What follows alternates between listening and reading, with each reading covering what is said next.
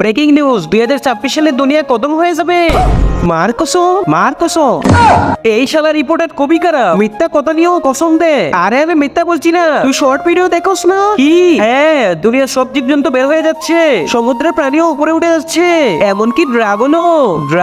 আরে হ্যাঁ, দূর শালা মিথ্যা বলিস। ভাইয়া কি হইছে? ওইখানে বড় একটা জলপুরি পাওয়া গেছে। সত্যি বলছিস? দেখছিস তো, এবার জলপুরি কাছ থেকে শুনে নিয়ে আয় দুনিয়া খতম হবে কিনা। চলতে জলপুরির কাছে চ। ওই দেখো ভাইয়া।